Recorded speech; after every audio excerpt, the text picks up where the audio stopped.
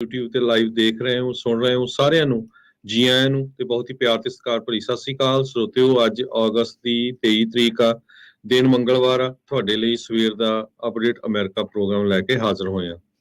ਸਾਡੇ ਅੱਜ ਦੇ ਪ੍ਰੋਗਰਾਮ ਨੂੰ ਸਪਾਂਸਰ ਕਰਦੇ ਨੇ ਖਾਲਸਾ ਇੰਸ਼ੋਰੈਂਸ ਏਜੰਸੀ, ਜਿਨ੍ਹਾਂ ਦੇ ਕੋਲੋਂ ਤੁਸੀਂ ਹਰ ਇੱਕ ਤਰੀਕੇ ਦੀ ਇੰਸ਼ੋਰੈਂਸ ਕਰਵਾ ਸਕਦੇ ਹੋ। ਇੰਸ਼ੋਰੈਂਸ ਬਾਰੇ ਪਤਾ ਕਰਨ ਲਈ ਕਾਲ ਕਰ ਸਕਦੇ ਹੋ ਨੰਬਰ 408 272 2500 4082722500। ਟਿਰਕੇਣਾ ਇਮੀਗ੍ਰੇਸ਼ਨ ਲਾ ਫਰਮ, ਇਮੀਗ੍ਰੇਸ਼ਨ ਦਾ ਹੋਵੇ ਕਿਸੇ ਵੀ ਤਰੀਕੇ ਦਾ ਕੰਮ, ਕਾਲ ਅਟਰਨੀ ਜੇ ਟਿਰਕੇਣਾ 415 909 0503। Manjeet Singh, Narendra Kaur Kular, Avtar Singh Manjal, Clovis, Satnam Singh, Amarjit Singh Dasan, Sunny Purewal, Yuba City, Paramjit Singh Deol, Fresno, Lakhbir Singh Samra Texas, Jarnail Singh Johal, Harnek Singh Washington, Onkar Singh Fresno, Major Singh Sidhu, Vinder Dhaliwal, Hardial Singh, Inderjit Kaur Dhaliwal, Bakersfield, Harjit Singh Lathrop, Gurbir Singh Brar, Fresno, Antelope truck stop Burns Wyoming, Karnail Singh Randhawa Sacramento ਤੇ ਜ਼ੈਂਡਰ ਗਰੁੱਪ, ਜਿੱਥੋਂ ਤੁਸੀਂ ਹੋਮ ਲੋਨਸ, ਘਰ ਖਰੀਦਣ ਅਤੇ ਘਰ ਵੇਚਣ ਦੀਆਂ ਸਾਰੀਆਂ ਸਰਵਿਸਿਜ਼ ਲੈ ਸਕਦੇ ਹੋ। ਕਾਲ ਮੋਹਨ ਚੀਮਾ 559 905 2575। ਇਹਨਾਂ ਸਾਰਿਆਂ ਦਾ ਧੰਨਵਾਦ। ਜੇਕਰ ਤੁਸੀਂ ਜਾਂ ਕੋਈ ਹੋਰ ਕਾਰੋਬਾਰ ਇਸ ਪ੍ਰੋਗਰਾਮ ਨੂੰ ਸਪਾਂਸਰ ਕਰਨਾ ਚਾਹੁੰਦੇ ਹੋ, ਸੰਪਰਕ ਕਰ ਸਕਦੇ ਹੋ ਨੰਬਰ 408 722 7698 ਦੇ ਉੱਤੇ। ਅੱਜ ਦੀਆਂ ਖਬਰਾਂ ਵੱਲ ਚੱਲੀਏ ਤੇ 6 ਮਹੀਨੇ ਹੋ ਗਏ ਹੈਗੇ ਜਦੋਂ ਤੋਂ ਹੀ ਰਸ਼ੀਆ ਨੇ ਯੂਕਰੇਨ ਦੇ ਉੱਤੇ ਹਮਲਾ ਸ਼ੁਰੂ ਕੀਤਾ ਹੋਇਆ ਹੈਗਾ। ਅੱਜ ਯੂਐਸ ਦੀ ਗਵਰਨਮੈਂਟ ਨੇ ਆਪਣੇ ਸਾਰੇ ਹੀ ਅਮਰੀਕਨ ਜੋ ਸਿਟੀਜ਼ਨਸ ਆ ਉਹ ਯੂਕਰੇਨ 'ਚ ਇਸ ਟਾਈਮ ਰਹਿ ਰਹੇ ਆ, ਉਹਨਾਂ ਨੂੰ ਇਹ ਕਿਹਾ ਵੀ ਬਹੁਤ ਜਲਦੀ ਤੁਸੀਂ ਯੂਕਰੇਨ ਦੇ ਵਿੱਚੋਂ ਬਾਹਰ ਨਿਕਲ ਆਓ।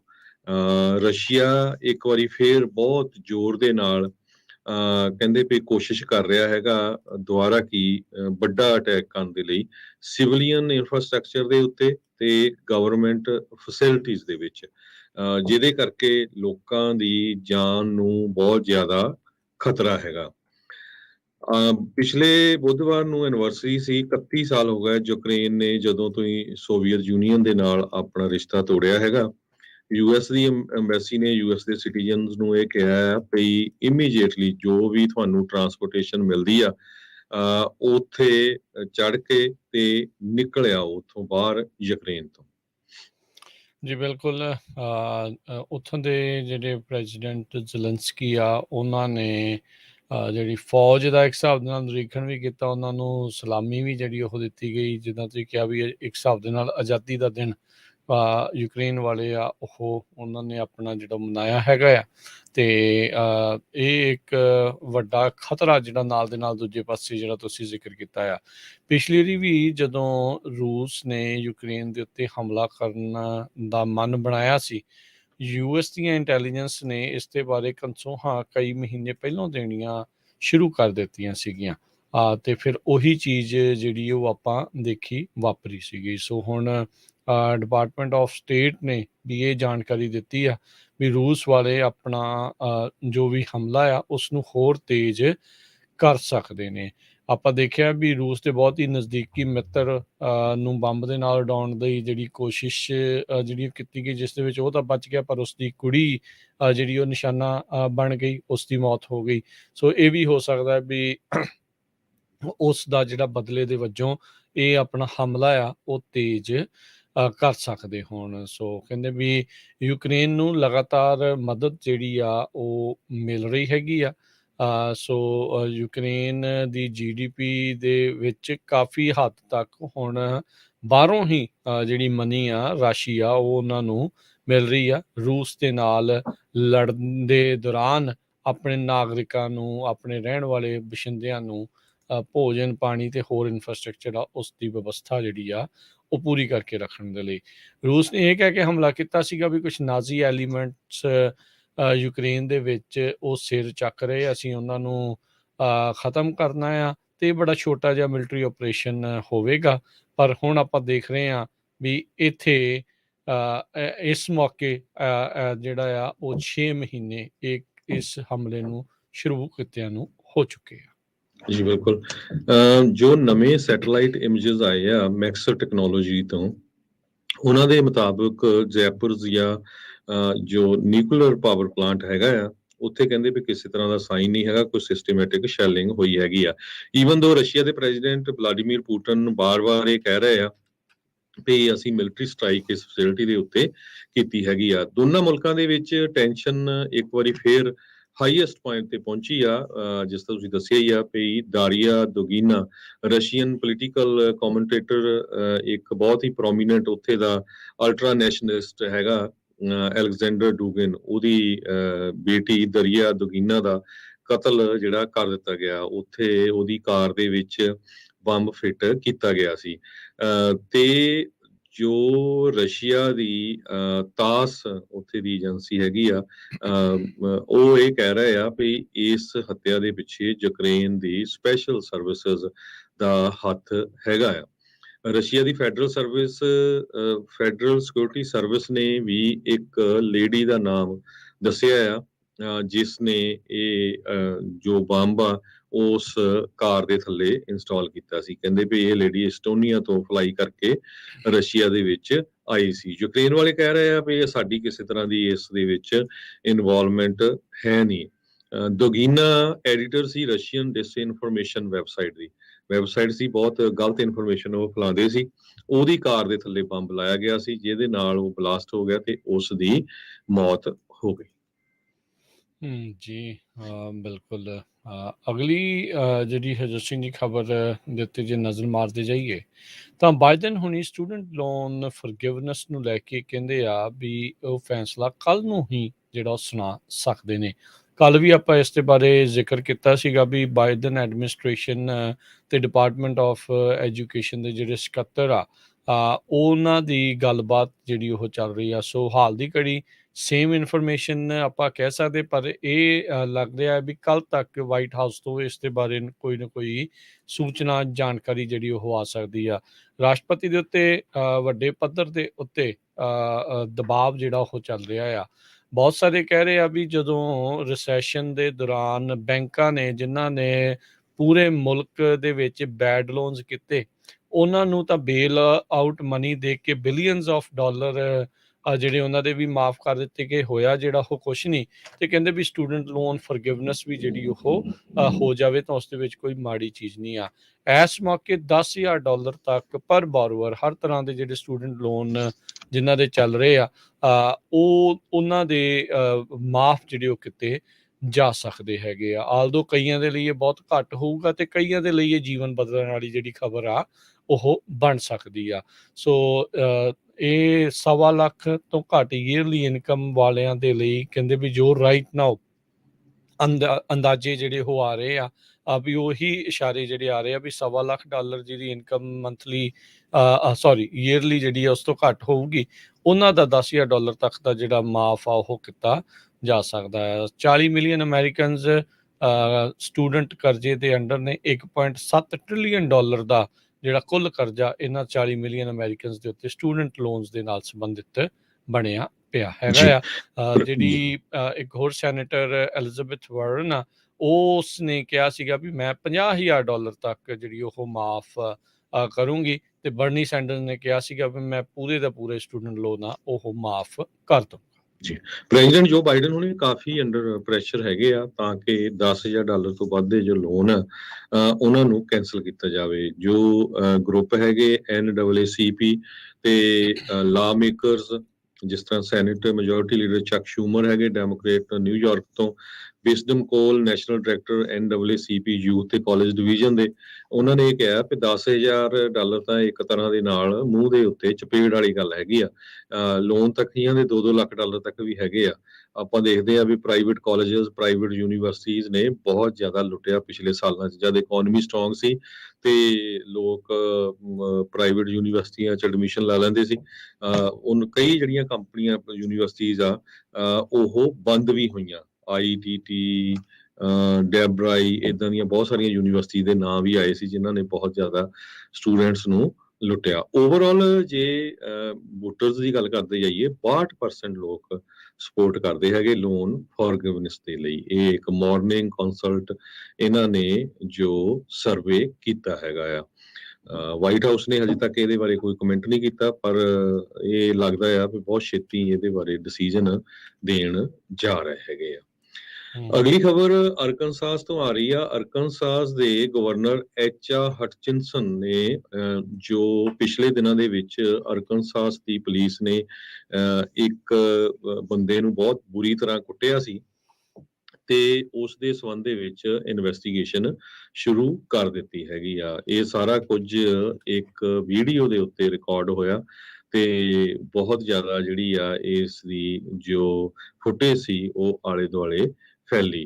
ਹਟਚਿਸਨ ਜੋ ਹੈਗੇ ਡਿਪਾਰਟਮੈਂਟ ਆਫ ਜਸਟਿਸ ਦੇ ਸਿਵਲ ਰਾਈਟ ਡਿਵੀਜ਼ਨ ਨੂੰ ਉਹਨਾਂ ਨੇ ਫੁਟੇਜ ਦਿੱਤੀ ਹੈਗੀ ਆ ਤੇ ਕਹਿੰਦੇ ਵੀ ਰੈਂਡਲ ਵੂਰਸੈਸਟਰ ਜੋ ਸਸਪੈਕਟ ਸੀ ਉਸ ਨੂੰ ਬਹੁਤ ਵਾਰ ਪੰਚ ਕੀਤਾ ਉਹਦੇ ਸਿਰ ਦੇ ਵਿੱਚ ਤੇ ਉਹਨੂੰ ਲੱਤਾਂ ਵੀ ਬਹੁਤ ਵਾਰੀ ਮਾਰੀਆਂ।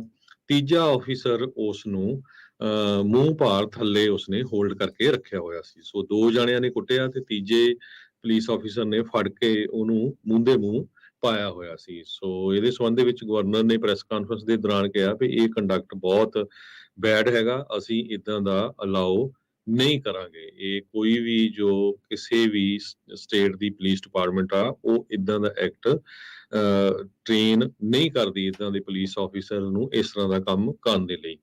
3 ਆਫੀਸਰ ਜੋ ਇਹਦੇ ਵਿੱਚ ਇਨਵੋਲਵ ਹੈਗੇ ਆ ਉਹਨਾਂ ਦੇ ਨਾਂ ਉਹ ਕਰਾਫੋਰਡ ਕਾਉਂਟੀ ਦੇ ਡਿਪਟੀ ਜ਼ੈਕ ਕਿੰਗ, ਲੈਵਾਈ ਵਾਈਟ ਤੇ ਮਲਬਰੀ ਪੁਲਿਸ ਆਫੀਸਰ ਥੈਲ ਰਿਡਲ। ਇਹ 3 ਜਣਿਆਂ ਦੇ ਨਾਮ ਜਿਹੜੇ ਆ ਡਿਸਕਲੋਜ਼ ਕੀਤੇ ਗਏ ਹੈਗੇ ਆ।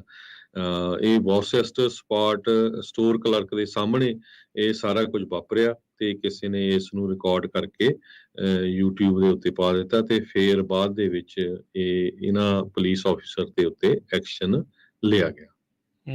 ਜੀ, ਕੱਲ ਦਾ ਕਾਫੀ ਜ਼ਿਆਦਾ ਇਸ ਨੂੰ ਲੈ ਕੇ ਹਰਜੋਤ ਸਿੰਘ ਜੀ ਮਸਲਾ ਜਿਹੜਾ ਬਣਿਆ ਸੀ ਆਨਲਾਈਨ ਹੀ ਜਿਹੜਾ ਰੌਲਾ ਪੈਣ ਤੋਂ ਬਾਅਦ ਦੇ ਵਿੱਚ ਇਹਨਾਂ ਨੂੰ ਸਸਪੈਂਸ਼ਨ ਵੱਲ ਨੂੰ ਜਿਹੜਾ ਉਹ ਤੋਰਿਆ ਗਿਆ ਸੀ।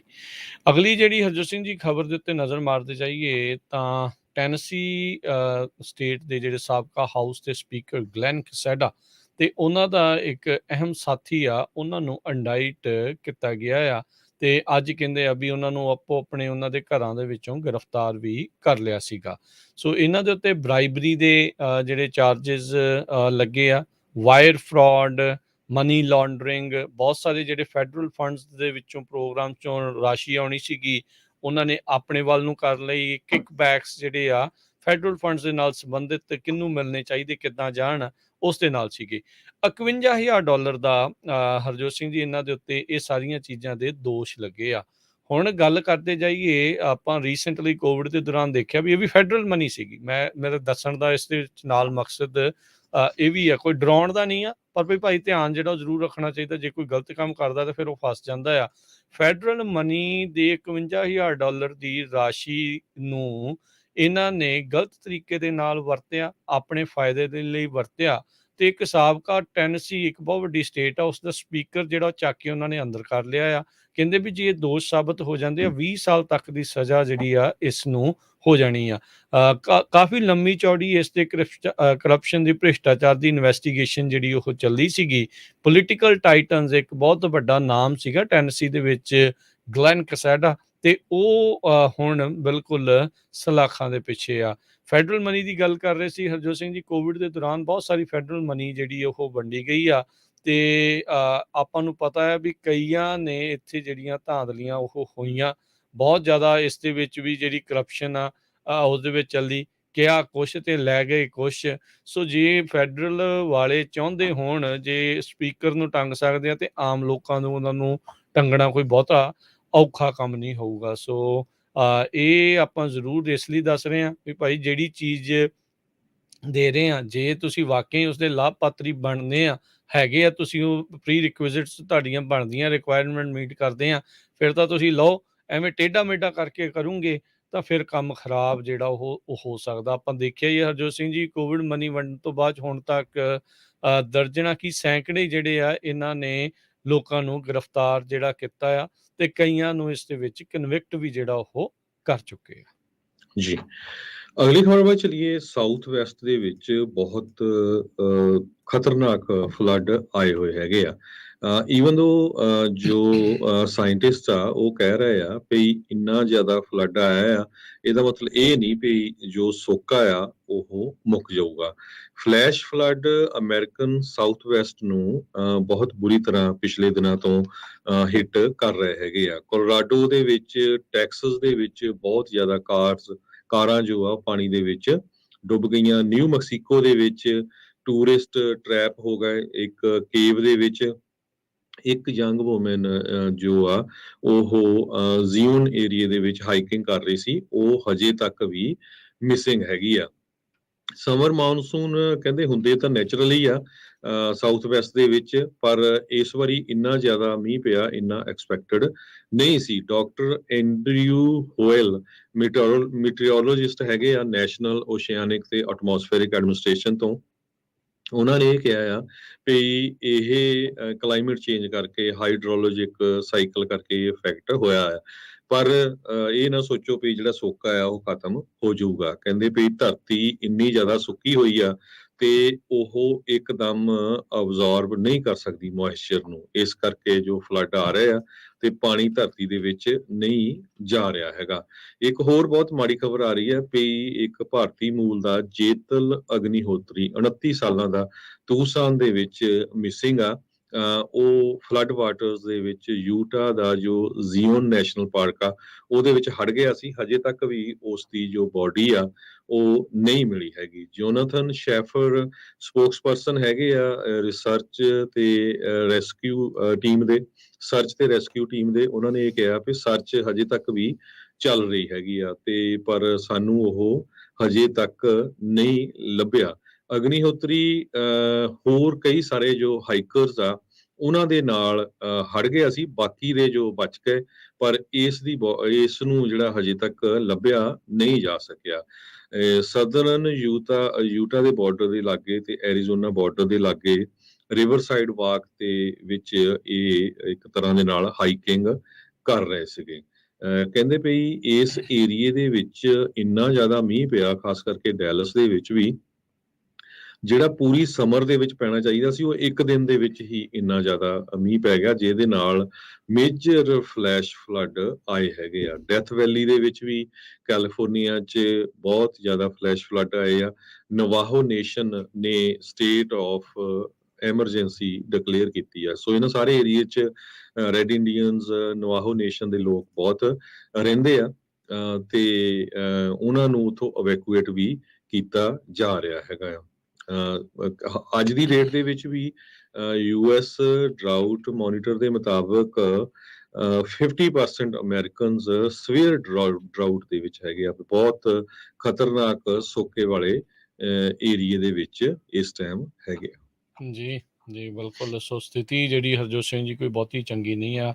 ਕਈ ਥਾਵਾਂ ਦੇ ਉੱਤੇ ਐਕਸੈਸਿਵ ਹੀਟ ਵਾਰਨਿੰਗ ਆ ਉੱਥੇ ਚੱਲ ਰਹੀ ਆ, ਕਈ ਥਾਵਾਂ ਦੇ ਉੱਤੇ ਜਿਹੜੇ ਹਾਰਡ ਚੱਲ ਰਹੇ ਆ।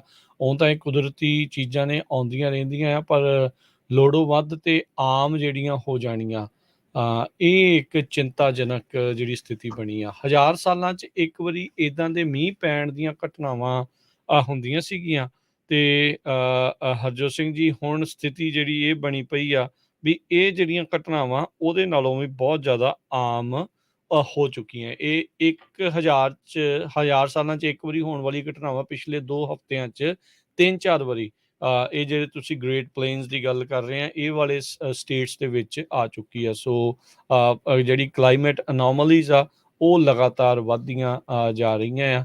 ਸੋ ਇਹ ਕਾਫੀ ਚਿੰਤਾਜਨਕ ਸਥਿਤੀ ਬਣੀ ਆ ਤੇ ਜੇ ਸਮਾਂ ਰਹਿੰਦੇ ਹੋਏ ਨਾ ਕੁਛ ਸਮਾਂ ਤਾਂ ਹੁਣ ਇਸ ਮਾਮਲੇ ਦੇ ਵਿੱਚ ਆਪਾਂ ਬਹੁਤ ਇਸ 'ਚ ਦੇਰੀ ਕਰ ਗਏ ਆ।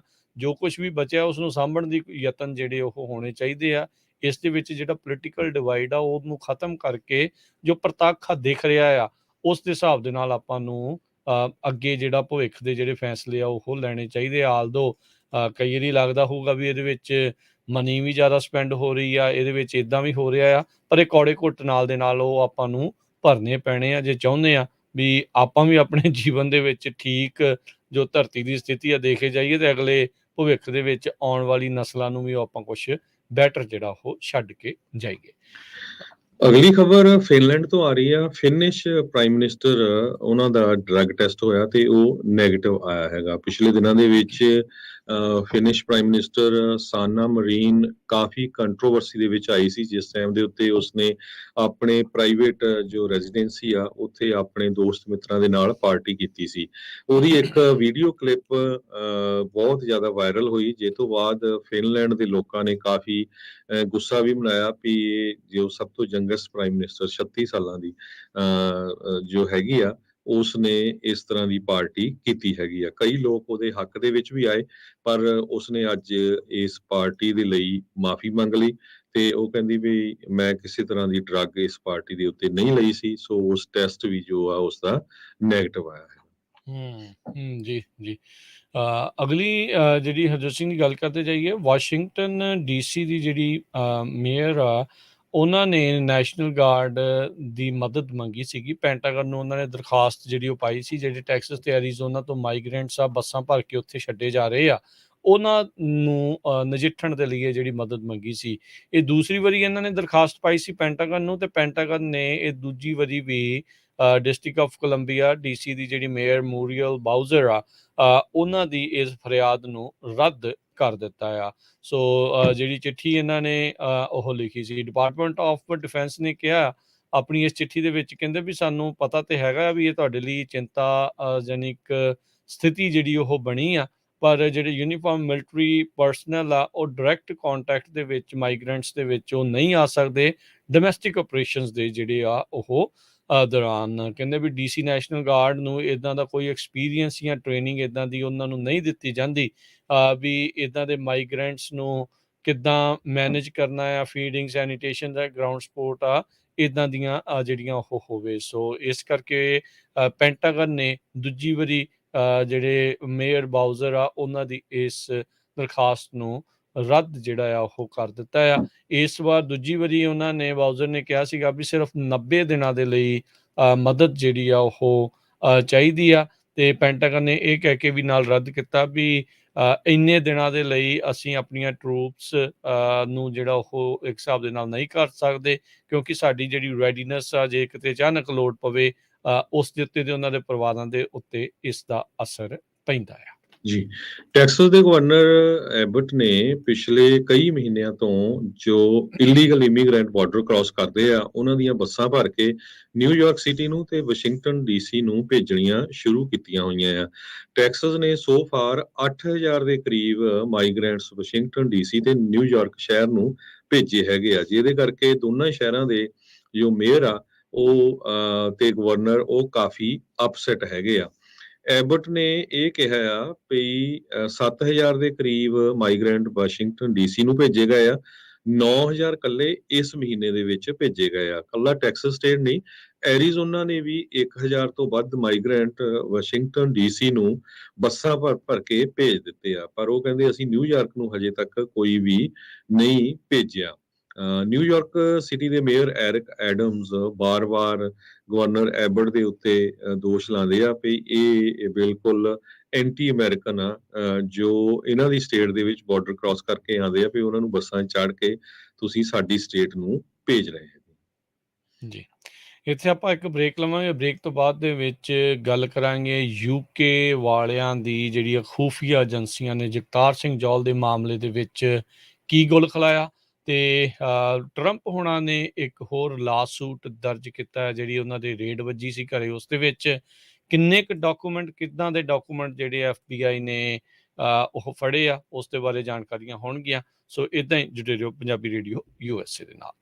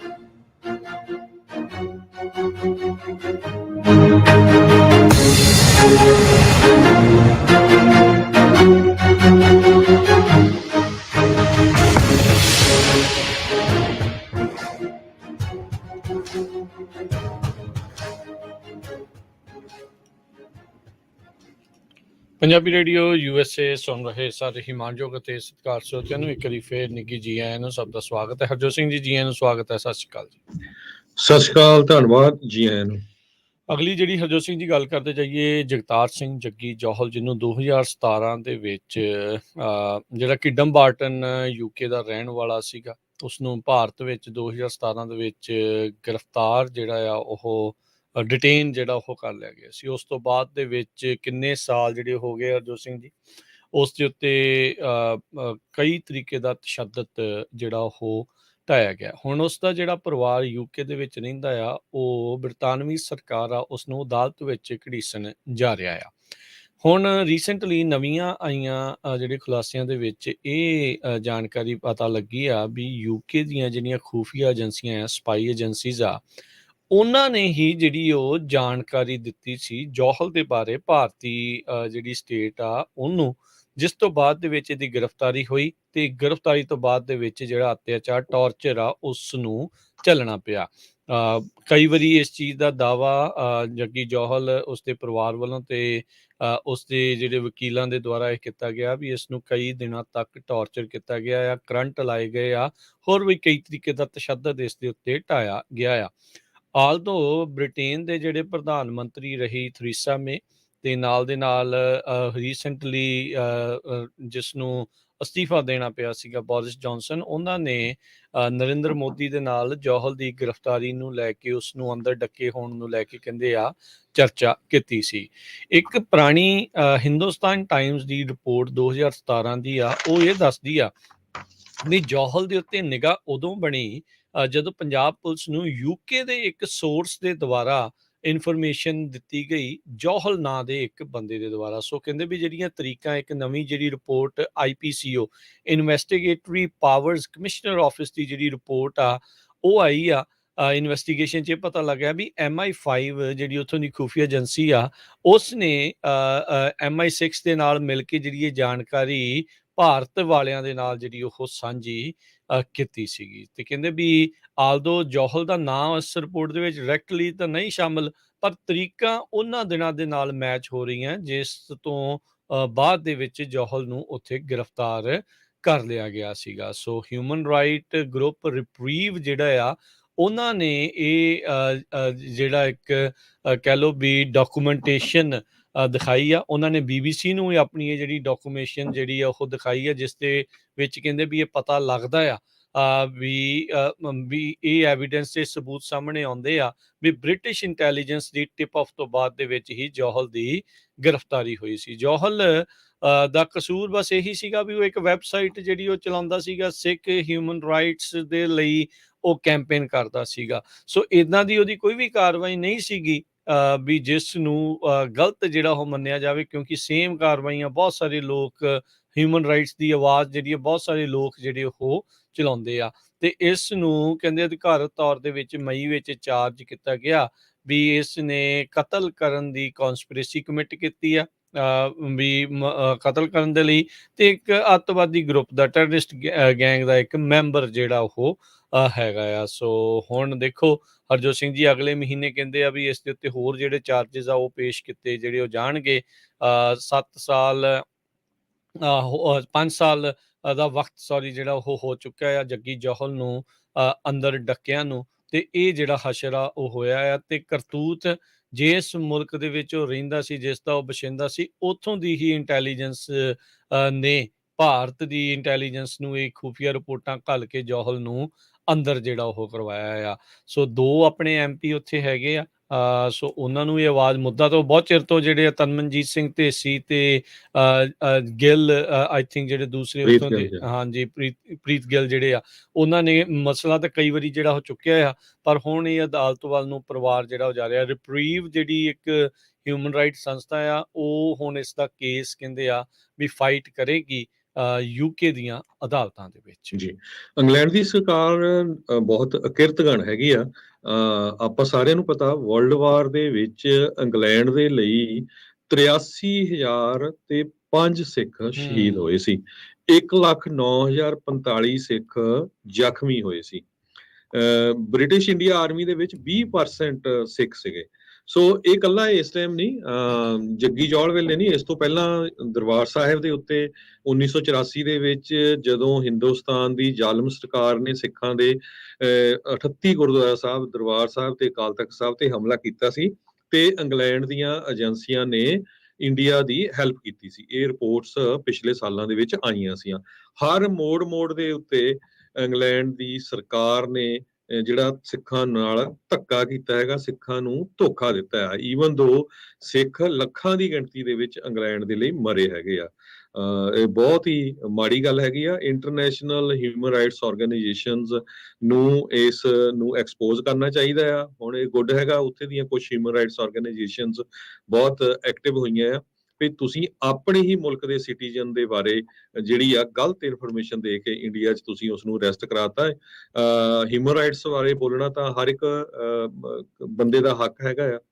ਸੋ ਬਹੁਤ ਹੀ ਮਾੜੀ ਗੱਲ ਜਿਹੜੀ ਆ ਇੰਗਲੈਂਡ ਦੀ ਸਰਕਾਰ ਨੇ ਕੀਤੀ ਹੈਗੀ ਜੀ। ਕਹਿੰਦੇ ਵੀ ਜੇ ਇਹ ਜਿਹੜੇ ਦੋਸ਼ ਕਥਿਤ ਤੌਰ ਦੇ ਉੱਤੇ ਜੱਗੀ ਜੌਲ ਦੇ ਉੱਤੇ 5 ਸਾਲਾਂ ਤੋਂ ਬਾਅਦ 'ਚ ਬਹਿ ਕੇ ਇਹਨਾਂ ਨੇ ਪਤਾ ਨਹੀਂ ਕਿਹੜੀਆਂ ਕਿਤਾਬਾਂ 'ਚ ਲਿਖ ਕੇ ਜਿਹੜੇ ਹੁਣ ਇਹ ਬਣਾ ਰਹੇ ਆ, ਤੇ ਜੇ ਕਹਿੰਦੇ ਵੀ ਇਹ ਉਸ ਉੱਥੋਂ ਦੀ ਅਦਾਲਤ ਜੋ ਕਿ ਆਪਾਂ ਨੂੰ ਪਤਾ ਹੀ ਹੈ ਵੀ ਕਿੱਦਾਂ ਚੱਲਦੀ, ਉਸ ਦੇ ਵਿੱਚ ਸਾਬਤ ਹੋ ਜਾਂਦੇ ਆ, ਤਾਂ ਇਸ ਨੂੰ ਮੌਤ ਦੀ ਸਜ਼ਾ ਵੀ ਜਿਹੜੀ ਉੱਥੇ ਸੁਣਾਈ ਜਾ ਸਕਦੀ ਹੈ। ਸੋ ਇਹ ਜਿਹੜੀ ਸਥਿਤੀ ਹੈ ਇਸ ਟਾਈਮ ਬਣਾਈ ਆ।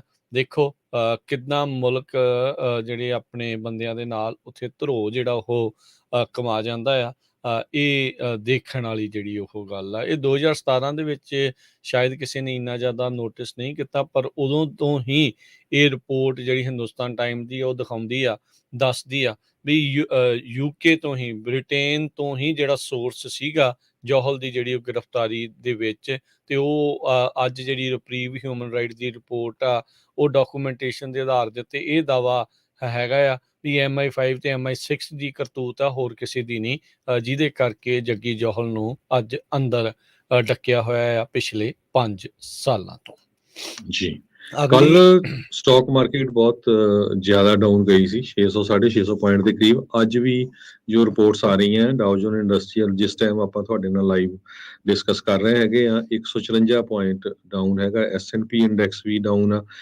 ਮੇਸੀ ਨੇ ਫੁੱਲ ਈਅਰ ਫੋਰਕਾਸਟ ਜੋ ਆ ਉਹਨਾਂ ਦੀ ਆਣੀ ਆ, ਉਸ ਦੇ ਵਿੱਚ ਕੱਟਸ ਦੀ ਗੱਲ ਕੀਤੀ ਹੈਗੀ ਆ। ਉਹਨਾਂ ਨੂੰ ਡਰ ਲੱਗ ਰਿਹਾ ਮੇਸੀ ਸਟੋਰ ਵਾਲਿਆਂ ਨੂੰ ਵੀ ਜੋ ਸ਼ੌਪਰਸ ਹੈਗੇ ਆ ਉਹ ਆਉਣ ਵਾਲੇ ਸਮੇਂ ਦੇ ਵਿੱਚ ਬਹੁਤ ਘੱਟ ਪੈਸੇ ਸਪੈਂਡ ਕਰਨਗੇ। ਆਪਾਂ ਸਾਰਿਆਂ ਨੂੰ ਪਤਾ ਹੈ ਇਨਫਲੇਸ਼ਨ ਕਰਕੇ ਕੀਮਤਾਂ ਜੋ ਆ ਬਹੁਤ ਜ਼ਿਆਦਾ ਉੱਪਰ ਚਲ ਗਈਆਂ। ਸੋ ਰੀਟੇਲ ਸਟੋਰਸ ਦੀ ਸੇਲ ਦੇ ਵਿੱਚ ਕਾਫੀ ਘਾਟਾ ਪੈ ਰਿਹਾ ਹੈ। ਜੀ, ਅਗਲੀ ਗੱਲ ਕਰਦੇ ਜਾਈਏ,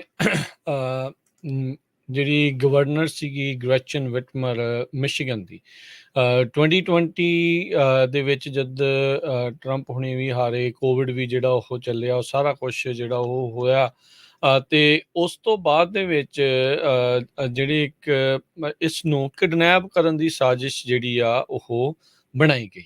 ਇਸ ਦੇ ਤਹਿਤ ਅੱਜ ਜਿਊਰੀ ਨੇ 2 ਜਿਹੜੇ ਬੰਦਿਆਂ ਨੂੰ, ਬੈਰੀ ਕ੍ਰਾਫਟ ਜੂਨੀਅਰ ਤੇ ਐਡਮ ਫੌਕਸ, ਉਹਨਾਂ ਨੂੰ ਦੋਸ਼ੀ ਕਰਾਰ ਇਸ ਦੇ ਵਿੱਚ ਦੇ ਦਿੱਤਾ ਹੈ। ਇਹ ਜਿਊਰੀ ਨੇ ਜਿਹੜਾ ਅੱਜ ਡਿਸਾਈਡ ਕੀਤਾ, ਕਹਿੰਦੇ ਵੀ US ਦੇ ਵਿੱਚ ਸਿਵਲ ਵਾਰ ਦੀਆਂ ਤੇ ਐਂਟੀ ਗਵਰਨਮੈਂਟ ਜਿਹੜੀ ਸੈਂਟੀਮੈਂਟ ਸੀਗਾ ਉਹ ਇਹਨਾਂ ਦੇ ਦੁਆਰਾ ਕਾਫੀ ਜ਼ਿਆਦਾ ਉੱਤੇ ਤੱਕ ਲੈ ਕੇ ਜਾਇਆ ਗਿਆ ਸੀਗਾ। ਸੋ ਜਿਊਰੀ ਨੇ ਐਡਮ ਫੌਕਸ ਤੇ ਬੈਰੀ ਕ੍ਰਾਫਟ ਜੂਨੀਅਰ ਨੂੰ ਇਸ ਸਾਜ਼ਿਸ਼ ਦੇ ਵਿੱਚ ਜੁੜੇ ਹੋਣ ਦੇ ਲਈ ਦੋਸ਼ੀ ਪਾਇਆ ਆ ਵੀ ਇਹ ਵੈਪਨ ਆਫ ਮਾਸ ਡਿਸਟਰਕਸ਼ਨ ਹਾਸਿਲ ਕਰਨ ਦੀ ਜਿਹੜੀਆਂ ਕੋਸ਼ਿਸ਼ਾਂ ਕਰ ਰਹੇ ਸੀਗੇ, ਤੇ ਕਹਿੰਦੇ ਵੀ ਇੱਕ ਬ੍ਰਿਜ ਨੂੰ ਬੰਬ ਦੇ ਨਾਲ ਉਡਾਉਣ ਦੀ ਇਹਨਾਂ ਦੀ ਇਹ ਸਾਜ਼ਿਸ਼ ਸੀਗੀ, ਜਿਸ ਤੋਂ ਬਾਅਦ ਦੇ ਵਿੱਚ ਵਿਟਮਰ ਦੇ ਵੈਕੇਸ਼ਨ ਹੋਮ ਤੋਂ ਉਸ ਨੂੰ ਕਿਡਨੈਪ ਜਿਹੜਾ ਉਹ ਕੀਤਾ ਜਾਵੇ। ਕ੍ਰਾਫਟ 46 ਸਾਲਾਂ ਦਾ ਇੱਕ ਟਰੱਕ ਡਰਾਈਵਰ ਹੈਗਾ, ਉਹਦਾ ਡੈਲਾਵੇਅਰ ਦਾ ਜਿਹੜਾ ਉਹ ਰਹਿਣ ਵਾਲਾ ਆ, ਤੇ ਇਸ ਦੇ ਉੱਤੇ ਹੋਰ ਐਕਸਪਲੋਸਿਵ ਜਿਹੜੇ ਆ ਚਾਰजेस ਆ ਉਹ ਵੀ ਲਗਾਏ ਗਏ ਆ। ਇਹ ਦੂਜਾ ਟ੍ਰਾਇਲ ਸੀਗਾ ਇਸ ਪੇਅਰ ਦਾ। ਜਿਊਰੀ ਦੇ ਸਾਹਮਣੇ ਇਹ ਚੱਲਿਆ। ਅਪ੍ਰੈਲ ਮਹੀਨੇ ਦੇ ਵਿੱਚ ਵੀ ਇੱਕ ਇਹ ਟ੍ਰਾਇਲ ਚੱਲਿਆ ਸੀ, ਜਦੋਂ ਜਿਊਰੀ ਯੂਨੈਨਿਮਸ ਸਰਬਸੰਮਤੀ ਦੇ ਨਾਲ ਕਿਸੇ ਫੈਸਲੇ ਦੇ ਉੱਤੇ ਨਹੀਂ ਸੀ ਪਹੁੰਚ ਸਕੀ। ਇਸ ਮਾਮਲੇ 'ਚ ਕੁੱਲ 6 ਜਾਣੇ ਸ਼ਾਇਦ ਜਿਹੜੇ ਉਹ ਸੀਗੇ। 2 ਜਾਣਿਆਂ ਨੂੰ ਐਕਵਿਟ ਕਰ ਦਿੱਤਾ ਗਿਆ, ਉਹ ਦੋਸ਼ਾਂ ਤੋਂ ਬਰੀ ਹੋ ਗਏ ਆ। 2 ਜਾਣਿਆਂ ਨੇ ਆਪਣੀ ਜਿਹੜੀ ਆ ਉਹ ਗਲਤੀ ਨੂੰ ਮੰਨਿਆ ਆ, ਪਲੀ ਕੀਤਾ, ਗਿਲਟੀ ਕੀਤਾ ਆ, ਤੇ ਉਹਨਾਂ ਨੇ ਪ੍ਰੋਸੀਕਿਊਟਰਸ ਦੇ ਲਈ ਟੈਸਟੀਫਾਈ ਵੀ ਕੀਤਾ ਤੇ ਦੋਵਾਂ ਨੂੰ ਅੱਜ ਜਿਊਰੀ ਨੇ ਕਨਵਿਕਟ ਜਿਹੜਾ ਆ ਉਹ ਕਰ ਦਿੱਤਾ ਆ। ਜੀ, ਸੋ ਸਾਡਾ ਸਮਾਂ ਵੀ ਥੋੜਾ ਰਹਿੰਦਾ, ਅੱਜ ਆਪਾਂ ਥੋੜਾ ਹੈਲਥ ਇੰਸ਼ੋਰੈਂਸ ਬਾਰੇ ਵੀ ਡਿਸਕਸ ਕਰਨਾ। ਜੀ, ਉਸ ਤੋਂ ਪਹਿਲਾਂ ਇੱਕ ਜਿਹੜਾ ਹਰਜੋਤ ਸਿੰਘ ਜੀ ਖਬਰ ਦੱਸਦੇ ਜਾਈਏ, ਸਾਬਕਾ ਰਾਸ਼ਟਰਪਤੀ ਟਰੰਪ ਹੁਣਾਂ ਨੇ ਜਸਟਿਸ ਡਿਪਾਰਟਮੈਂਟ ਦੇ ਖਿਲਾਫ ਲਾਸੂਟ ਦਰਜ ਕੀਤਾ ਹੈ। ਮਾਰ-ਆ-ਲਾਗੋ ਸਰਚ ਆ ਉਸ ਨੂੰ ਜਿਹੜਾ ਉਹ ਲੈ ਕੇ ਅੱਜ ਕੁਝ ਰਿਪੋਰਟਾਂ ਇਹ ਦੱਸ ਰਹੀਆਂ ਵੀ 300 ਤੋਂ ਵੱਧ ਜਿਹੜੇ ਗੁਪਤ ਦਸਤਾਵੇਜ਼ ਆ ਟਰੰਪ ਹੁਣਾਂ ਨੇ ਉੱਥੇ ਆਪਣੇ ਨਾਲ ਲੁਕਾ ਕੇ ਜਿਹੜੇ ਉਹ ਰੱਖੇ ਸੀਗੇ। ਤੇ ਹੁਣ ਚਰਚਾਵਾਂ ਜਿਹੜੀਆਂ ਇਹ ਹਰਜੋਤ ਸਿੰਘ ਜੀ ਚੱਲ ਰਹੀਆਂ ਆ ਵੀ ਅੰਦਰੂਨੀ ਤੌਰ ਦੇ ਉੱਤੇ ਟਰੰਪ ਹੁਣਾਂ ਦੇ ਜਿਹੜੇ ਉੱਥੇ ਨੇੜਲੇ ਸਰਕਲ ਚੋਂ ਹੀ ਕਿਸੇ ਨੇ ਇਹ ਟਿਪ ਜਿਹੜੀ ਉਹ ਦਿੱਤੀ ਸੀਗੀ ਵੀ ਇਹ ਦਸਤਾਵੇਜ਼ ਉੱਥੇ ਇਸ ਟਰੰਪ ਨੇ ਜਿਹੜੇ ਉਹ ਲੁਕਾ ਕੇ ਰੱਖੇ ਆ।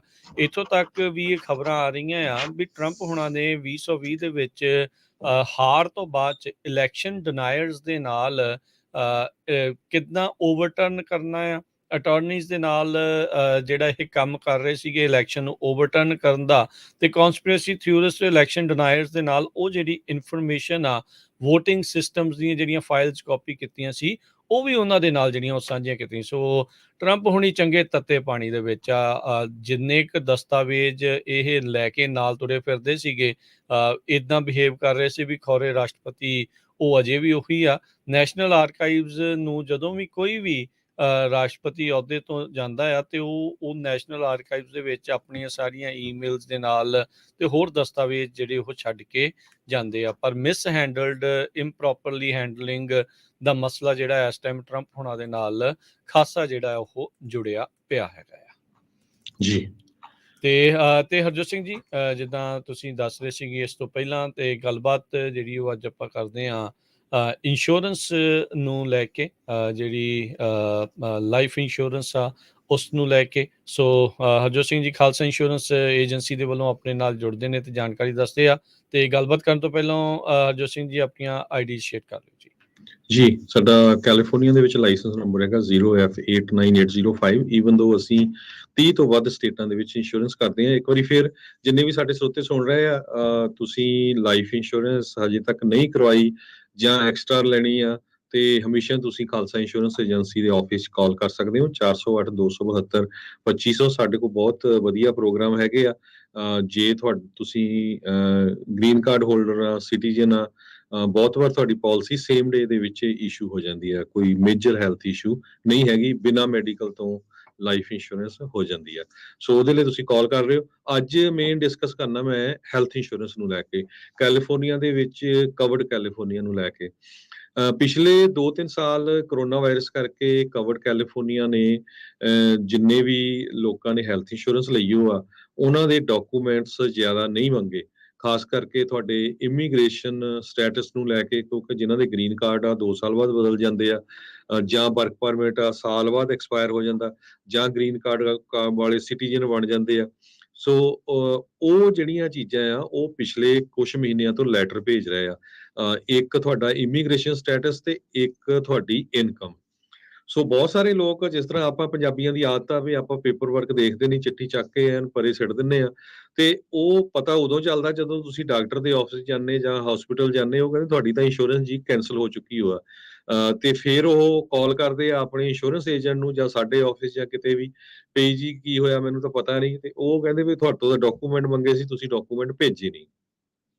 ਸੋ ਜਿੰਨੇ ਵੀ ਸਾਡੇ ਸਰੋਤੇ ਸੁਣ ਰਹੇ ਹੈਗੇ ਆ ਸਾਰਿਆਂ ਨੂੰ ਮੇਰੀ ਬੇਨਤੀ ਆ, ਜੇ ਕਿਸੇ ਨੇ ਵੀ ਹੈਲਥ ਇੰਸ਼ੋਰੈਂਸ ਤੁਸੀਂ ਕਵਰਡ ਕੈਲੀਫੋਰਨੀਆ ਦੇ ਥਰੂ ਲਈ ਆ, ਚਾਹੇ ਤੁਸੀਂ ਕਿਸੇ ਵੀ ਕੰਪਨੀ ਨਾਲ ਆ, ਕਾਈਜ਼ਰ, ਬਲੂ ਕ੍ਰਾਸ, ਜਿੰਨੀਆਂ ਵੀ ਕੰਪਨੀਆਂ 12 ਦੇ ਕਰੀਬ ਕੰਪਨੀਆਂ ਹੈਗੀਆਂ ਆ, ਮੇਕ ਸ਼ੋਰ ਕਰੋ ਆਪਣੇ ਇੰਸ਼ੋਰੈਂਸ ਏਜੰਟ ਨੂੰ ਕਾਲ ਕਰਕੇ ਜਾਂ ਕਵਰਡ ਕੈਲੀਫੋਰਨੀਆ ਨੂੰ, ਵੀ ਤੁਹਾਡਾ ਕੋਈ ਡਾਕੂਮੈਂਟ ਮਿਸਿੰਗ ਤਾਂ ਨਹੀਂ ਹੈਗਾ।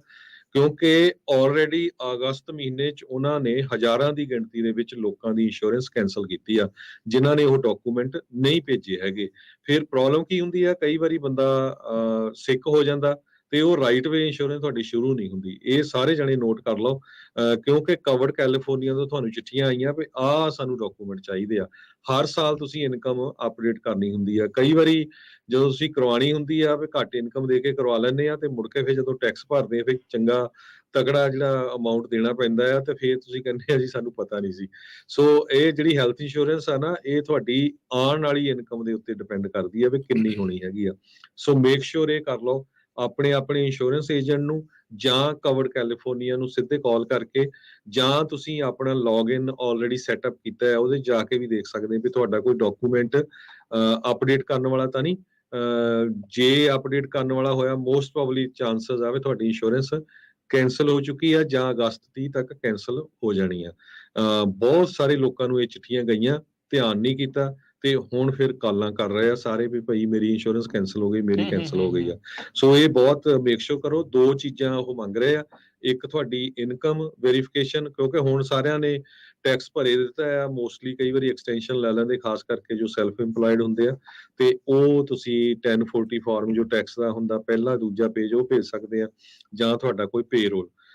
ਤੇ ਦੂਸਰਾ ਤੁਹਾਡਾ ਇਮੀਗ੍ਰੇਸ਼ਨ ਸਟੇਟਸ, ਕੋਈ ਵੀ ਚੇਂਜ ਹੋਇਆ, ਵਰਕ ਪਰਮਿਟ ਤੋਂ ਗ੍ਰੀਨ ਕਾਰਡ ਤੋਂ ਸਿਟੀਜ਼ਨ, ਕਿਸੇ ਤਰ੍ਹਾਂ ਦਾ ਵੀ, ਕਿਉਂਕਿ ਉਹ ਕੀ ਹੁੰਦਾ ਵੀ ਜੇ ਹਰ 2 ਸਾਲ ਬਾਅਦ ਗ੍ਰੀਨ ਕਾਰਡ ਤੁਹਾਡਾ ਰਿਨਿਊ ਹੁੰਦਾ, ਉਹਨਾਂ ਕੋਲ ਪੁਰਾਣਾ ਆ, ਉਹ ਮੈਚ ਨਹੀਂ ਕਰਨਾ, ਤੇ ਉਹਨੇ ਤੁਹਾਡੀ ਕੈਂਸਲ ਕਰ ਦੇਣੀ ਹੈ ਇੰਸ਼ੋਰੈਂਸ। ਸੋ ਇਹ ਮੇਕ ਸ਼ੋਰ ਕਰ ਲਿਓ। ਤੇ ਆਉਣ ਵਾਲੇ ਇੱਕ ਹੋਰ ਜ਼ਰੂਰ, ਬਹੁਤ ਸਾਰੇ ਲੋਕਾਂ ਦੀ ਲੇ ਆਫ ਹੋ ਰਹੀ ਹੈ ਕੰਪਨੀਆਂ ਦੇ ਵਿੱਚ, ਤੇ ਜੇ ਤੁਸੀਂ ਕੰਮ ਤੋਂ ਲੇ ਆਫ ਹੋ ਜਾਂਦੇ ਆ, ਤੁਹਾਡੀ ਕੰਮ ਤੇ ਹੈਲਥ ਇੰਸ਼ੋਰੈਂਸ ਚੱਲਦੀ ਸੀ, ਤੇ ਤੁਸੀਂ ਪੂਰੇ ਸਾਲ ਦੇ ਵਿੱਚ ਕਦੇ ਵੀ ਤੁਸੀਂ ਇੰਸ਼ੋਰੈਂਸ ਵਿਦਿਨ 30 ਡੇਜ਼ ਕਰਾ ਸਕਦੇ ਹੋ। ਜੇ ਮੰਨ ਲਓ ਤੁਸੀਂ ਅੱਜ ਕੰਮ ਤੋਂ ਲੇ ਆਫ ਹੋ ਗਏ ਆ, ਤਾਂ ਕਵਰਡ ਕੈਲੀਫੋਰਨੀਆ ਤੋਂ ਵਿਦਿਨ 30 ਡੇਜ਼ ਤੁਸੀਂ ਇੰਸ਼ੋਰੈਂਸ ਕਰਵਾ ਸਕਦੇ ਆ। ਉਹ ਸਪੈਸ਼ਲ ਐਨਰੋਲਮੈਂਟ ਉਹਨਾਂ ਲਈ ਹੈਗੀ ਆ। ਜੋ ਨਵੇਂ ਰਿਨਿਊਲ ਹੋਣੇ ਆ, ਇਹ ਨਵੰਬਰ ਮਹੀਨੇ ਦੇ ਵਿੱਚ ਸ਼ੁਰੂ ਹੋਣੇ ਆ। ਇਸ ਵਾਰੀ ਕਵਰਡ ਕੈਲੀਫੋਰਨੀਆ ਦੇ ਰੇਟ ਕੁਛ ਏਰੀਏ 6%, ਕੁਛ 11% ਵਧਣਗੇ, ਕਿਉਂਕਿ ਹਰ ਇੱਕ ਚੀਜ਼ ਮਹਿੰਗੀ ਹੋ ਰਹੀ ਆ। ਕਾਸਟ ਹੈਲਥ ਕੇਅਰ ਦੀ ਬਹੁਤ ਜ਼ਿਆਦਾ ਵੱਧ ਰਹੀ ਹੈਗੀ ਆ। ਲੱਕਲੀ ਨਵਾਂ ਬਿੱਲ ਜੋ ਪ੍ਰੈਜ਼ੀਡੈਂਟ ਬਾਈਡਨ ਉਹਨਾਂ ਵੱਲੋਂ ਪਾਸ ਕਰ ਦਿੱਤਾ ਗਿਆ, ਉਹਦੇ ਲਈ ਸਬਸਿਡੀਜ਼ ਕਾਫੀ ਸਨ 2025 ਤੱਕ ਮਿਲਦੀਆਂ ਰਹਿਣਗੀਆਂ। ਜੇ ਸਬਸਿਡੀਜ਼ ਨਾ ਮਿਲਦੀਆਂ ਤੇ ਲੋਕਾਂ ਦੇ ਪ੍ਰੀਮੀਅਮ ਬਹੁਤ ਜ਼ਿਆਦਾ ਹਾਈ ਹੋਣੇ ਸੀਗੇ। ਸੋ ਰਾਈਟ ਨਾਓ ਇਸ ਵਾਰੀ 12 ਦੇ ਕਰੀਬ ਇੰਸ਼ੋਰੈਂਸ ਕੰਪਨੀਜ਼ ਹੈਗੀਆਂ ਆ ਇਹਦੇ ਵਿੱਚ ਹਿੱਸਾ ਲੈਂਦੀਆਂ। ਸੈਕਰਾਮੈਂਟੋ ਏਰੀਏ ਦੇ ਵਿੱਚ ਐਟਨਾ CVS ਇੱਕ ਹੋਰ ਕੰਪਨੀ ਉਹ ਆਉਣ ਵਾਲੇ ਸਾਲ 'ਚ ਐਡ ਕਰਨ ਜਾ ਰਹੇ ਆ, ਜੋ ਜਨਵਰੀ ਤੋਂ ਸਟਾਰਟ ਹੋਣੀ। ਸੋ ਜਿਨ੍ਹਾਂ ਦੇ ਰਿਨਿਊਲ ਹੋਣੇ ਆ ਉਹ ਨਵੰਬਰ ਮਹੀਨੇ ਤੋਂ ਹੋਣੇ ਆ, ਅਕਤੂਬਰ 'ਚ ਵੀ ਹੋ ਸਕਦੇ ਆ, ਪਰ ਉਹ ਇਫੈਕਟਿਵ ਜਨਵਰੀ ਤੋਂ ਹੀ ਹੋਣੇ ਆ। ਪਰ ਜੇ ਤੁਹਾਡੀ ਕੰਮ ਤੋਂ ਛੁੱਟ ਗਈ ਆ ਇੰਸ਼ੋਰੈਂਸ, ਤੁਸੀਂ ਨਵੇਂ ਮੂਵ ਹੋਏ ਆ ਕੈਲੀਫੋਰਨੀਆ ਦੇ ਵਿੱਚ, ਤੇ ਚਾਹੇ ਇੰਡੀਆ ਤੋਂ ਆਏ ਆ ਜਾਂ ਹੋਰ ਸਟੇਟ ਤੋਂ ਆਏ ਆ, ਜਾਂ ਕੋਈ ਸਪੈਸ਼ਲ ਹੋਰ ਇੰਸਟੈਂਸ ਹੈਗੀ ਆ ਵੀ ਕਿਸੇ ਦੇ ਬੇਬੀ ਹੋਇਆ ਆ, ਕਿਸੇ ਦੀ ਮੈਰਿਜ ਹੋਈ ਆ, ਉਸ ਬੇਸ ਤੇ ਤੁਸੀਂ ਸਪੈਸ਼ਲ ਐਨਰੋਲਮੈਂਟ ਕਰਾ ਸਕਦੇ ਆ। ਮੇਕ ਸ਼ੋਰ ਕਰੋ ਹੈਲਥ ਇੰਸ਼ੋਰੈਂਸ ਤੇ ਲਾਈਫ ਇੰਸ਼ੋਰੈਂਸ, ਇਹ ਦੋ ਬਹੁਤ ਇੰਪੋਰਟੈਂਟ ਚੀਜ਼ਾਂ ਆ ਜਿਹੜੀਆਂ ਹਰ ਇੱਕ ਜੋ ਅਮਰੀਕਾ ਦੇ ਵਿੱਚ ਰਹਿੰਦਾ ਉਹਦੇ ਲਈ ਜ਼ਰੂਰੀ ਹੈਗੀਆਂ ਆ। ਕਿਉਂਕਿ ਰੱਬ ਨਾ ਕਰੇ ਕਿਤੇ ਇੱਕ ਵਾਰੀ ਤੁਸੀਂ ਹਸਪਤਾਲ ਚਲੇ ਗਏ ਤੇ ਇੱਕ ਦਿਨ ਦਾ ਹੀ ਉਹ 15-20 ਹਜ਼ਾਰ ਦਾ ਬਿੱਲ ਬਣਾ ਦਿੰਦੇ ਆ, ਤੇ ਫਿਰ ਤੁਸੀਂ ਸਾਰੀ ਉਮਰ ਬੰਦਾ ਉਹ ਪੈਸੇ ਦਿੰਦਾ ਰਹਿੰਦਾ। ਜਦ ਕਿ ਮੈਂ ਦੇਖਦਾ ਕਈਆਂ ਨੂੰ ਤਾਂ ਬਹੁਤ ਸਸਤੀ ਇੰਸ਼ੋਰੈਂਸ ਹੁੰਦੀ ਹੈਗੀ ਆ। ਸੋ ਇਹ ਸਾਰੇ ਜਾਣੇ ਨੋਟ ਕਰ ਲਓ, ਜਿਹਦੇ ਕੋਲ ਵੀ ਕਵਰਡ ਕੈਲੀਫੋਰਨੀਆ ਦੇ ਥਰੂ ਇੰਸ਼ੋਰੈਂਸ ਲਈ ਆ, ਆਪਣੇ ਮੇਕ ਸ਼ੋਰ ਕਰ ਲਓ ਕਿ ਤੁਹਾਡਾ ਕੋਈ ਡਾਕੂਮੈਂਟ ਮਿਸਿੰਗ ਤਾਂ ਨਹੀਂ ਹੈਗਾ। ਸਾਡੇ ਆਫਿਸ ਵਾਲੇ ਸਪੈਸ਼ਲ, ਮੈਂ 3 ਬੰਦੇ ਲਾਏ, ਉਹ ਕਾਲਾਂ ਕਰਕੇ ਕੱਲੇ ਦੀ ਫਾਈਲ ਚੈੱਕ ਕਰਕੇ ਵੀ ਕੋਈ ਇਦਾਂ ਨਾ ਹੋਵੇ ਵੀ ਰੱਬ ਨਾ ਕਰੇ ਕੱਲ ਨੂੰ ਬਿਮਾਰ ਹੋ ਜਾਏ ਤੇ ਹਸਪਤਾਲ ਗਿਆ ਤੇ ਹਸਪਤਾਲ ਵਾਲੇ ਕਹਿੰਦੇ ਹੁਣ ਤਾਂ ਤੁਹਾਡੀ ਇੰਸ਼ੋਰੈਂਸ ਨਹੀਂ। ਤੇ ਹੈਲਥ ਇੰਸ਼ੋਰੈਂਸ ਦਾ ਇਹ ਹੁੰਦਾ ਵੀ ਰਾਈਟ ਵੇ ਨਹੀਂ ਸਟਾਰਟ ਹੁੰਦੀ, ਆਫਟਰ 30 ਡੇਜ਼ ਸਟਾਰਟ ਹੁੰਦੀ ਆ, ਤੇ ਤੁਸੀਂ ਪੂਰੀ ਤਰ੍ਹਾਂ ਰਗੜ ਹੋ ਜਾਓ। ਜੀ ਜੀ। ਸੋ ਬਿਲਕੁਲ, ਜੇ ਤੁਸੀਂ ਵੀ ਜਾਣਕਾਰੀ ਹਾਸਲ ਕਰਨੀ ਆ ਤੇ ਤੁਸੀਂ ਖਾਲਸਾ ਇੰਸ਼ੋਰੈਂਸ ਏਜੰਸੀ ਨੂੰ ਕਾਲ ਕਰ ਲਿਓ। 408-272 2500 4082722500 ਦੇ ਉੱਤੇ ਤੁਸੀਂ ਖਾਲਸਾ ਇੰਸ਼ੋਰੈਂਸ ਏਜੰਸੀ ਦੇ ਨਾਲ ਸੰਪਰਕ ਕਰ ਸਕਦੇ ਆ। ਤੇ ਨਾਲ ਹੀ ਹਰਜੋਤ ਸਿੰਘ ਜੀ ਦੱਸ ਜਾਈਏ, ਆਉਂਦੇ ਸ਼ਨੀਚਰਵਾਰ ਨੂੰ 27 ਅਗਸਤ ਨੂੰ ਪੰਜਾਬੀ ਰੇਡੀਓ USA ਦੇ ਫਰੈਜ਼ਨੋ ਸਟੂਡੀਓ ਕੰਪਲੈਕਸ ਦੇ ਵਿੱਚ ਟਰੱਕਿੰਗ ਨੂੰ ਲੈ ਕੇ ਇੱਕ ਸੈਮੀਨਾਰ ਜਿਹੜਾ ਉਹ ਕੀਤਾ ਜਾ ਰਿਹਾ ਹੈ, ਜਿਸ ਦੇ ਵਿੱਚ ਨਵਾਂ ਟਰੱਕਿੰਗ ਬਿਜ਼ਨਸ ਸੈਟਅਪ ਕਰਨਾ, ਜਾਂ ਜੇ ਤੁਸੀਂ ਆਲਰੇਡੀ ਓਨ ਕਰਦੇ ਆ ਤਾਂ ਇਸ ਦੇ ਵਿੱਚ ਟਰੱਕਿੰਗ ਬਿਜ਼ਨਸ ਦੇ ਨਾਲ ਸੰਬੰਧਿਤ ਗੱਲਾਂ ਬਾਤਾਂ ਹੋਣਗੀਆਂ। ਬਿਜ਼ਨਸ ਨੂੰ ਕਿੱਦਾਂ ਰਨ ਕਰਨਾ ਹੈ, ਕਿਵੇਂ ਕਰਨਾ ਹੈ, ਉਸ ਦੇ ਬਾਰੇ ਉਹ ਹੋਣਗੀਆਂ। ਸੋ ਇਸ ਦੇ ਵਿੱਚ ਇੰਸ਼ੋਰੈਂਸ ਵਾਲੇ ਜੇ ਕਿਸੇ ਨੇ ਲੋਨ ਵਗੈਰਾ ਕਰਾਉਣਾ ਆ, ਉਹ ਸਾਰੇ ਜਾਣੇ ਦੇ ਨਾਲ ਰਮਨ ਢਿੱਲੋਂ ਹੋਣੀ ਜਿਹੜੇ ਆ ਉਹ ਹੋਣਗੇ, ਤੇ ਆਪਾਂ ਨੂੰ ਇਸ ਦੇ ਬਾਰੇ ਜਿਹੜੀਆਂ ਉਹ ਜਾਣਕਾਰੀਆਂ ਦੇਣਗੇ। ਸੋ ਸ਼ਨੀਚਰਵਾਰ ਨੂੰ, ਆਉਂਦੀ ਸ਼ਨੀਚਰਵਾਰ ਨੂੰ 27 ਤਰੀਕ ਨੂੰ ਸਵੇਰੇ 11 ਵਜੇ ਜਿਹੜਾ ਆ ਉਹ ਤੁਸੀਂ ਉੱਥੇ ਪਹੁੰਚੋ 2125 ਨਾਰਥ ਬਾਰਟਨ ਐਵੀਨਿਊ 2125 ਨਾਰਥ ਬਾਰਟਨ ਐਵੀਨਿਊ ਤੇ ਇਹ ਪ੍ਰੋਗਰਾਮ ਜਿਹੜਾ ਉਹ ਹੋਵੇਗਾ। ਤਕਰੀਬਨ 1-2 ਘੰਟੇ ਦਾ ਇਹ ਸੈਮੀਨਾਰ ਹੋਵੇਗਾ, ਜਿਸ ਦੇ ਵਿੱਚ ਟਰੱਕਿੰਗ ਬਿਜ਼ਨਸ ਕਿੱਦਾਂ ਸ਼ੁਰੂ ਕਰਨਾ ਆ, ਜਾਂ ਜੇ ਆਲਰੇਡੀ ਤੁਸੀਂ ਰਨ ਕਰ ਰਹੇ ਆ ਤੇ ਕੀ ਚੀਜ਼ਾਂ ਦਾ ਤੁਹਾਨੂੰ ਧਿਆਨ ਉਸ ਦੇ ਵਿੱਚ ਰੱਖਣਾ ਚਾਹੀਦਾ ਹੈ। ਕਿਉਂਕਿ ਅਕਸਰ ਹਰਜੋਤ ਸਿੰਘ ਜੀ ਇਹ ਸਵਾਲ ਆਪਾਂ ਨੂੰ ਬਹੁਤ ਜ਼ਿਆਦਾ ਆਉਂਦਾ ਆ ਵੀ ਟਰੱਕਿੰਗ ਬਿਜ਼ਨਸ ਬਾਰੇ ਜਿਹੜੀ ਆਪਾਂ ਨੂੰ ਉਹ ਜਿਹੜੀ ਜਾਣਕਾਰੀ ਹੋਵੇ। ਸੋ ਹੁਣ Punjabi radio USA, Punjabi culture centre ਤੇ ਨਾਪਟਾ ਦੇ ਦੁਆਰਾ ਇੱਕ ਸਾਂਝਾ ਜਿਹੜੀ ਇੱਕ ਕੋਸ਼ਿਸ਼ ਹੈਗੀ ਆ ਵੀ ਟਰੱਕਰਜ਼ ਨੂੰ ਇਸ ਦੇ ਬਾਰੇ, ਟਰੱਕਿੰਗ ਕਮਿਊਨਿਟੀ ਨੂੰ ਇਸ ਦੇ ਬਾਰੇ ਜਿਹੜੀ ਆ ਉਹ ਜਾਣਕਾਰੀ ਵੱਧ ਤੋਂ ਵੱਧ ਦਿੱਤੀ ਜਾਵੇ। ਫੇਸਬੁੱਕ ਦੇ ਉੱਤੇ ਆਪਾਂ ਇਸ ਦੀ ਜਿਹੜੀ ਇੱਕ ਇਵੈਂਟ ਵੀ ਕ੍ਰੀਏਟ ਜਿਹੜੀ ਉਹ ਕਰ ਰਹੇ ਹਾਂ, ਤੁਸੀਂ ਉਸ ਨੂੰ RSVP ਕਰ ਸਕਦੇ ਆ ਵੀ ਤੁਸੀਂ ਆ ਰਹੇ ਆ, ਨਹੀਂ ਆ ਰਹੇ ਆ, ਜਾਂ ਤੁਸੀਂ ਸੋਚ ਰਹੇ ਆ ਆਉਣ ਲਈ। ਸੋ ਉਹ ਵੀ ਜਿਹੜਾ ਉਹ ਜ਼ਰੂਰ ਤੁਸੀਂ ਉਸ ਨੂੰ ਜਿਹੜਾ ਉਹ ਕਰ ਦਿਓ ਤੇ ਅੱਗੇ ਤੋਂ ਅੱਗੇ ਆਪਣੇ ਦੋਸਤਾਂ ਮਿੱਤਰਾਂ ਦੇ ਵਿੱਚ ਵੀ ਤੁਸੀਂ ਉਸ ਨੂੰ ਸ਼ੇਅਰ ਕਰ ਦਿਓ। ਤੇ ਪੋਸਟਰ ਵੀ ਹੁਣ ਤੋਂ ਕੁਛ ਸਮੇਂ ਬਾਅਦ ਉਸ ਦੇ ਉੱਤੇ ਪੋਸਟ ਕਰ ਦਿੱਤਾ ਜਾਵੇਗਾ ਜੀ। ਤੇ ਹੁਣ ਆਪਾਂ ਇੱਥੇ ਲੈਂਦੇ ਹਾਂ ਜੀ ਇਜਾਜ਼ਤ, ਮੇਰੇ ਰਾਜਕਨਵੀਰ ਸਿੰਘ ਵੱਲੋਂ ਤੇ ਹਰਜੋਤ ਸਿੰਘ ਵੱਲੋਂ ਸਭ ਨੂੰ ਪਿਆਰ ਭਰੀ ਸਤਿ ਸ਼੍ਰੀ ਅਕਾਲ ਜੀ। ਸੁਣਦੇ ਰਹੋ ਪੰਜਾਬੀ ਰੇਡੀਓ US।